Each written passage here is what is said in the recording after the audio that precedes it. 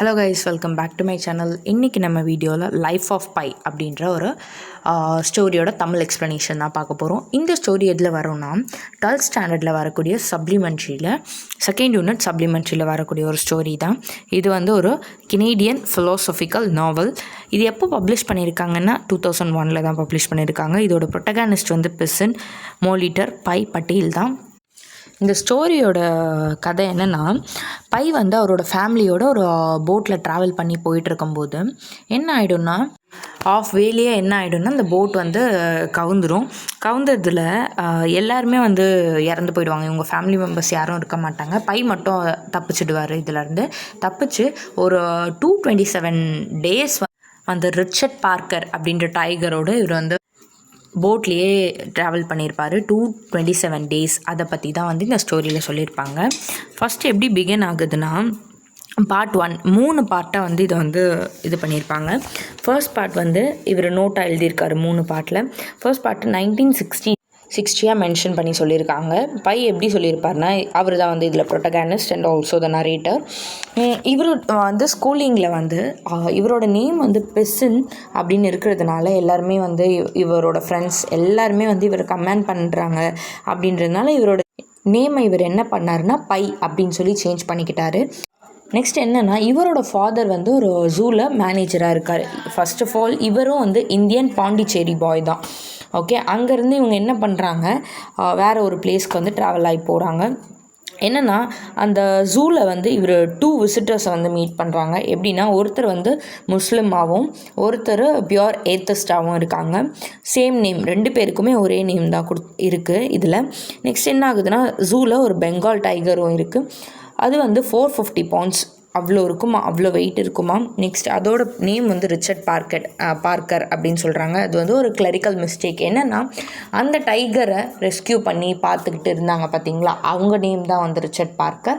அது வந்து எழுதும்போது ஒரு கிளரிக்கல் மிஸ்டேக்கால் இந்த டைகரே வந்து ரிச்சர்ட் பார்க்கர் அப்படின்னு சொல்லி சொல்ல ஆரம்பிச்சிட்டாங்க. நெக்ஸ்ட்டு பாரு, பையோட பிரதரும் பையும் வந்து ஜூ ஃபுல்லாக சுற்றி பார்க்குறாங்க. அவங்க அப்பா கூட்டிகிட்டு போயிட்டு எல்லா அனிமல்ஸோட ஃபியூச்சர்ஸையும் அந்த பைக்கும் அவங்களோட பிரதருக்கும் வந்து சொல்லித்தராங்க. அதனால் இவங்க வந்து எல்லாத்த பற்றியும் வந்து தெரிஞ்சுக்கிறாங்க. எல்லா அனிமல்ஸும், ஜூவில் இருக்கக்கூடிய எல்லா அனிமல்ஸ் பற்றியும் தெரிஞ்சுக்கிறாங்க. நெக்ஸ்ட்டு பை வந்து வெஜிடேரியனாக தான் இருக்கார். அவரோட 14 வயசில் கிறிஸ்டியானிட்டியை பற்றியும் முஸ்லீமை பற்றியும் நிறைய தெரிஞ்சுக்கணுன்னு ஆசைப்பட்றாரு. நிறைய வந்து அதில் கற்றுக்கணுன்னு ஆசைப்பட்றாங்க. ஆனால் அவங்க ஃபேமிலிக்கு அதெல்லாம் சுத்தமாக பிடிக்கல. காட் என்ன சொல்ல வராங்க, எல்லா இதுலேயுமே எல்லா வழியிலையும் என்ன சொல்ல வராங்கன்றதை வந்து தெரிஞ்சுக்கணுன்னு ரொம்ப ஆசைப்பட்றாரு. அண்ட் தென் வந்து 1976 ஃபெப்ரவரியில் இந்திரா காந்தி வந்து பிரைம் மினிஸ்டராக வராங்க. அப்போ ஒரு இது டிக்ளேர் பண்ணுறாங்க. என்னென்னா, த எமர்ஜென்சி அப்படின்ற ஒரு இதை வந்து டிக்ளேர் பண்ணுறாங்க. ஆக்டை டிக்ளேர் பண்ணும்போது தான் இவர் என்ன பண்ணுறாருனா, அவங்க அப்பா என்ன டிசைட் பண்ணுறாருனா, இந்த இடத்த விட்டு நம்ம வந்து எமிக்ரேட் ஆகிட்டு வேறு ஒரு பிளேஸ்க்கு போயிடணும் அப்படின்னு சொல்லி கனடா போகலாம் அப்படின்னு சொல்லி டிசைட் பண்ணுறாங்க அவங்க ஃபேமிலியோட. அதுதான் வந்து ஃபஸ்ட் பார்ட், அதோட முடியுது. செகண்ட் பார்ட்டில் என்ன ஆகுதுன்னா, சிம்சம் அப்படின்னு ஒரு போட்டில் வந்து ஏறி போகலாம் அப்படின்னு டிசைட் பண்ணுறாங்க. அதில் வந்து அனிமல்ஸ்லாம் வந்து டிரான்ஸ்போர்ட் பண்ணி கூட்டிகிட்டு போவாங்க, அந்த ஜூவில் இருக்கக்கூடிய சில அனிமல்ஸ்லாம். ஓகே, நார்த் அமெரிக்கா, அங்கேருந்து நார்த் அமெரிக்கா போகலாம் அப்படின்னு டிசைட் பண்ணி மணிலா அப்படின்ற ஒரு பிளேஸ்க்கு வந்து அங்கேருந்து ஸ்டார்ட் பண்ணுறாங்க அவங்க ஜேர்னியை. என்ன ஆகுதுன்னா, அங்கே ஒரு ஷிப்பை இது பண்ணிவிட்டு அந்த ஷிப்பு என்ன ஆகுதுன்னா ஸ்டார்ம்னால சிங்க் ஆகிடுது. ஓகேவா, ஃபுல்லாக மூழ்கி பையோட ஃபேமிலியில் இருக்க எல்லாருமே வந்து இறந்து போயிடுறாங்க. பை மட்டும் அங்கேருந்து எஸ்கேப் ஆகிடுறாரு. அவர் மட்டும் ஹியூமன்னு பார்த்தா பை. அதுக்கப்புறம் அவரோட யார் யார் இருக்காங்கன்னா, ஒரு ஐனா இருக்குது, அதுக்கப்புறம் வந்து ஜீப்ரா ஒன்று இருக்குது, அப்புறம் ஒரங்குட்டான் ஒன்று இருக்குது. ஓகேவா, இது 3 தான் ஃபஸ்ட்டு காட்டுறாங்க. ஜீப்ராக்கு காலில் அடிபட்டிருக்கு. அது என்ன ஆகுதுன்னா, ஐனா வந்து அந்த ஜீப்ராக்கு அடிபட்டிருக்கிறதுனால அதை வந்து சாகடிச்சு அந்த ஐனா வந்து சாப்பிட்ருது. நெக்ஸ்ட் வந்து ஒரங்குட்டானையும் என்ன பண்ணுது, கஷ்டப்பட்டு கொன்று அப்படியே சாப்பிட்ருது. நெக்ஸ்ட்டு யார் இருக்கான்னா, பை மட்டும்தான் இருக்கான். அதுவும் வந்து என்ன பண்ணுன்னா, பையை கொல்றதுக்கு வரும். கடைசியாக பையை கொல்ல வரும்போது அங்கே என்ன ஆயிருக்குன்னா, ஒரு ரிச்சர்ட் பார்க்கர்னு அந்த போட்டுக்கு கீழே இருந்திருக்கு. அந்த டைகரும் அவங்களோட தான் வந்திருக்கு. இவங்களுக்கு ஃபஸ்ட்டு தெரியல, அப்புறமா தான் வந்து இவர் பார்க்குறாரு. கரெக்டாக வந்து பையை கொல்ல வரும்போது, அந்த ஐனா வந்து பையை கொல்ல வரும்போது ரிச்சர்ட் பார்க்கர் தடுத்து, ரிச்சர்ட் பார்க்கர் வந்து திருப்பி அந்த ஐனாவை கொன்று சாப்பிட்ருது. இதான் நடக்குது. ஃபஸ்ட் டைம் வந்து அந்த ரிச்சர்ட் பார்க்கர் பையை வந்து காப்பாற்றிடுது. நெக்ஸ்ட் என்ன ஆகுதுன்னா, என்ன தான் வந்து இந்த டைகர் வந்து நம்ம லைஃப்பை காப்பாற்றிருந்தாலும் இதோட நம்ம வந்து ஃபுல்லாக ட்ராவல் பண்ண முடியாது, இது வந்து பசிக்கு நம்மளை எப்படியாவது சாப்பிட்ரும் அப்படின்னு சொல்லிட்டு அவர் என்ன பண்ணுறாரு, அங்கே இருக்கக்கூடிய பொருட்களை வச்சு ஒரு ராஃப்ட்டை வந்து க்ரியேட் பண்ணுறாரு. ராஃப்ட்டை க்ரியேட் பண்ணிவிட்டு அந்த ராஃப்ட்டுக்கு இவர் ஷிஃப்ட் ஆகிடுறாரு. அங்கே போயிட்டதுக்கப்புறமா என்ன பண்ணுறாருனா, இதை கண்ட்ரோல் பண்ண ட்ரை பண்ணுறாரு. இந்த டைகரை ரொம்ப கண்ட்ரோல் பண்ணுறாரு. கண்ட்ரோல் பண்ணிவிட்டு அது வந்து இவர் சொல்கிறதெல்லாம் கேட்குற மாதிரி செய்கிறாரு. கண்ட்ரோல் பண்ணி அவரோட கண்ட்ரோலில் வச்சுக்கணும் அப்படின்னு ட்ரை பண்ணுறாரு. அவர் சொல்கிறதுலாம் இன்கேஸ் அது வந்து கேட்கலன்னா பனிஷ்மெண்ட் மாதிரி தராரு. என்னென்னா சிக்னஸாக வந்து பனிஷ்மெண்ட் தராரு. இன்கேஸ் அது வந்து அவருக்கு கண்ட்ரோல் ஆகி அவர் சொல்கிற பேச்செல்லாம் வந்து கேட்டுச்சுன்னா அவர் என்ன பண்ணுறாருனா, ஒரு ஃபிஷ்ஷை சீல பிடிக்கக்கூடிய ஃபிஷ்ஷெல்லாம் வந்து அதுக்கு சாப்பிட்றதுக்காக வந்து அந்த டைகருக்கு கொடுக்குறாங்க.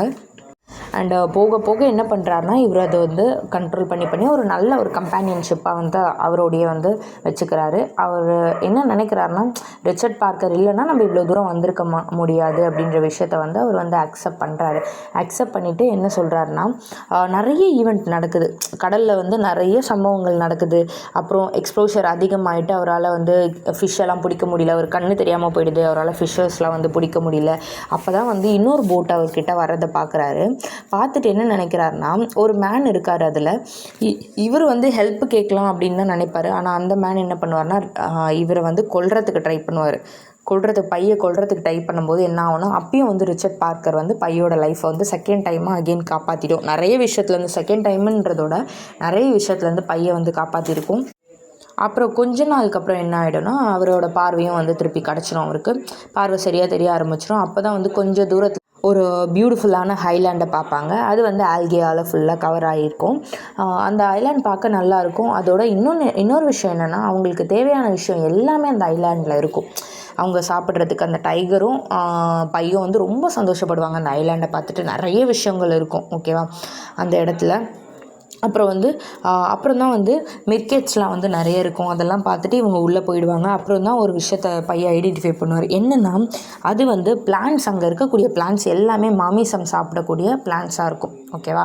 அந்த பிளான்ட்ஸ் கிட்ட வந்து இவங்க இருந்தாங்கன்னா கண்டிப்பாக வந்து அதுங்களுக்கு வந்து இவங்க இரையாயிடுவாங்க அப்படின்ற பயத்தில் பையன் என்ன பண்ணிவிடுவார், அங்கேருந்து அந்த டைகரை கூப்பிட்டுட்டு எப்படியும் வந்து ஒரு 227 டேஸ் பாஸ் ஆகிடுச்சு. அந்த டைகரோடையே வந்து அவர் இருந்திருக்காரு. 227 டேஸ் கிட்ட அங்கே இருந்திருக்காரு. அதுக்கப்புறம் தான் வந்து கொஞ்சம் தூரம் போனதுக்கப்புறம் ஒரு மெக்சிகோ கிட்ட வந்து ரீச் ஆகிடுவாங்க. கடலோரத்தில் வந்து ரீச் ஆகும்போது அப்போ தான் என்ன ஆகும்னா, ஒரு பெரிய ஃபாரஸ்ட்டை பார்ப்பாங்க.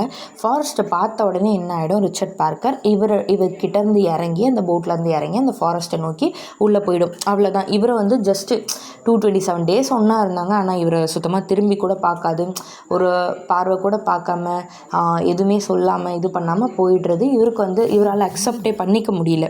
அக்செப்ட் பண்ணிக்க முடியாமல் ரொம்ப அப்செட் ஆகிடுறாரு, ரொம்ப கஷ்டப்படுறாரு. இவ்வளோ நாள் நம்ம கூட இருந்துட்டு நம்மக்கிட்ட சுத்தமாக இதுவே பண்ணாமல் போயிடுச்சே அப்படின்னு சொல்லிட்டு, ஒரு பாய் கூட சொல்லாமல் போயிடுச்சுன்ட்டு சொல்லி வரி பண்ணுறாங்க. நெக்ஸ்ட் என்ன ஆகுதுன்னா, அந்த இடத்துல அவர் பார்த்துட்டு அப்செட் ஆகிட்டு அவரால் அக்செப்ட் பண்ணிக்க முடியாமல் அங்கேயே விழுந்துடுறாரு. கீழே விழுந்து அப்படியே மயக்கத்தில் இருக்கும்போது தான் என்ன பண்ணுறாங்க, இவரோட உடல்நிலை வந்து ரொம்ப சரியில்லாமல் இருக்குது. அப்போ தான் அங்கே இருக்கவங்கலாம் வந்து அவரை ரெஸ்க்யூ பண்ணிடுறாங்க. பார்ட் 3 ஸ்டார்ட் ஆகுது. அங்கே வந்து அவரை ஹாஸ்பிட்டலில் அட்மிட் பண்ணியிருக்காங்க. அவர் ரொம்ப முடியாமல் இருக்கார். ஹாஸ்பிட்டலில் அட்மிட் பண்ணியிருக்காங்க. அவரோட உடல்நிலை வந்து ரொம்ப மோசமாக இருக்குது, ஓகே. பிகாஸ் கடலில் இருக்கக்கூடிய இதுதான் சாப்பிட்ருக்காரு. ரொம்ப சாப்பாடு தண்ணி எல்லாத்துக்குமே கஷ்டப்பட்டு அப்புறமா தான் வந்து ஆக மொத்தம் 227 டேஸ் வந்து வாழ்ந்திருக்காருல போட்லேயே. அதனால் அவரோட உடல்நிலை சரியில்லாமல் இருக்குது. அப்புறம் என்ன ஆகுதுன்னா, 2 அஃபீஷியல்ஸ், இவர் ஹாஸ்பிட்டல் அட்மிட் ஆகிருக்கும் போது 2 அஃபீஷியல்ஸ் வந்து அவர்கிட்ட வந்து கொஸ்டின் பண்ணுறாங்க. இந்த மாதிரி என்கொயரி பண்ணுறாங்க. இந்த மாதிரி கடல் அது போட் வந்து முழுகுச்சுல, அப்போ என்னென்ன ஆச்சு, என்னென்ன விஷயம் அப்படின்னு கேட்கும்போது இவர் எல்லா ஸ்டோரியும் சொல்கிறாரு. அவருக்கு நடந்த எல்லா ஸ்டோரியும் சொல்கிறாரு. ஆனால் அவங்களால அக்செப்டே பண்ணிக்க முடியல. அதை என்ன சொல்கிறாங்கன்னா, இது எல்லாமே நம்புற மாதிரியாக இருக்குது, என்னென்னமோ சொல்கிறீங்க அப்படின்ற மாதிரி கேட்குறாங்க. அவங்க அக்செப்ட் பண்ணிக்கல அப்படின்றதுக்காக சரி ஓகே அப்படின்னு சொல்லிட்டு இவர் என்ன பண்ணுறாருன்னா, ரெண்டாவதாக ஒரு ஸ்டோரியை சொல்கிறார். என்னென்னா, ஒரு செயிலராக, அப்புறம் வந்து குக்கு, அப்புறம் வந்து ஓன் மதர், இவங்க 3 பேரையும் வச்சு அந்த ஸ்டோரியை சொல்கிறாரு. என்னென்னா, குக் வந்து என்ன பண்ணுறாருனா, செயிலருக்கு காலில் அடிபட்டிருக்கான். அதனால் குக் வந்து செயிலரோட லெக்கை எடுத்து ஃபிஷ்ஷிங்க்கு வந்து யூஸ் பண்ணிக்கிறாராம். ஃபிஷ்ஷிங் பெயிட்டாக வந்து யூஸ் பண்ணிக்கிறாராம். நெக்ஸ்ட் வந்து அந்த செயிலரையும் வந்து கொன்னுடுறாராம். கொன்னதை பார்த்தா மாம் வந்து அப்செட் ஆகிடுறாங்களாம். அவங்க அம்மா, இவரோட சொந்த அம்மா அப்செட் ஆகிட்டு என்ன பண்ணுறாங்களாம், ஆனால் அவங்களால எதுவும் கேட்க முடியல. அப்புறம் வந்து குக்கை வந்து பையன் வந்து ஃபோர்ஸ் பண்ணியிருக்காரு. ஒரு சீ டர்ட்டில் பிடிக்க சொல்லி ஃபோர்ஸ் பண்ணியிருக்காரு. பை வந்து பிடிக்க மாட்டேன் அப்படின்னதுனால அவரால் பிடிக்க முடியல. அந்த சீ டர்ட்டில் பிடிக்க முடியல அப்படின்னதுனால இவர் என்ன பண்ணுறாருனா பையை போட்டு நல்லா செம்மடி அடிச்சிடுறாரு. அடித்ததுக்கப்புறம் வந்து அவங்க அம்மா அதெல்லாம் பார்த்துட்டு ரொம்ப கோவமாயிட்டு அவர்கிட்ட சண்டை போடுறாங்க. சண்டை போட்டதை அந்த குக் வந்து அக்செப்ட் பண்ண முடியாமல் அவங்க அம்மாவையும் கொன்று என்ன பண்ணுறான், குக் பண்ணிடுறான். ஓகேவா, குக் பண்ணி சாப்பிட்டுடுறான். பை வந்து என்ன ஆகுறாங்க, கடைசியில் வந்து ரொம்ப கோவமாயிடுறாங்க. பையை வந்து சாவடிக்க வரும்போது தான் வந்து என்ன ஆகிடுதுன்னா பை வந்து திருப்பி அவரை கொன்னுடுறாரு. திருப்பி அவரை கொன்று சாப்பிட்றாரு பசிக்கும் போது அப்படின்னு சொல்லி இந்த ஸ்டோரியை சொல்கிறாரு. அப்புறம் இன்வெஸ்டிகேட்டர்ஸ்க்கு இதுவும் வந்து நம்ப முடியல. என்னடா என்னென்னமோ சொல்கிறாரு, 2 ஸ்டோரியும் வச்சு கன்ஃபியூஸ் ஆகிட்டு ஆக்சுவலாக 2மே வந்து சிமிலராக தானே இருக்குது அப்படின்னு சொல்லி யோசிப்பாங்க. அப்போ தான் வந்து பையன் என்ன சொல்லுவான், உங்களால் ப்ரூஃப் பண்ண முடியாது, உங்ககிட்ட எந்த ப்ரூஃபும் இல்லை, என்னால் இதுக்கு மேலே எதுவும் சொல்ல முடியாது அப்படின்னு சொல்லிட்டு 2மே ஒரே இது தான் அப்படின்னு சொல்லிடுற மாதிரி சொல்லிவிட்டு உங்களுக்கு வந்து 2த்தில் எந்த ஸ்டோரி வேணுமோ நீங்கள் வேணால் எழுதிக்கோங்க, நீங்கள் எதை வேணால் எழுதிக்கலாம், நான் ஃபஸ்ட்டு சொன்ன ஸ்டோரியும் எடுத்துக்கலாம் நீங்கள், இல்லைனா செகண்ட் சொன்ன ஸ்டோரியும் எழுதிக்கலாம் அப்படின்ற மாதிரி சொன்ன உடனே இவங்க வந்து கன்ஃபியூஸ் ஆகிட்டு சரி ஓகே அப்படின்னு சொல்லிட்டு என்ன பண்ணாங்கன்னா ஃபஸ்ட்டு ஸ்டோரியே வந்து ரிப்போர்ட்டாக எழுதிட்டு அக்செப்ட் பண்ணிப்பாங்க. அதுக்கப்புறம் பை கடைசியாக என்ன சொல்லுவார்னா and so it goes with God அப்படின்னு சொல்லி இந்த ஸ்டோரியை வந்து கம்ப்ளீட் பண்ணியிருப்பாங்க. தேங்க்ஸ் ஃபார் வாட்சிங்.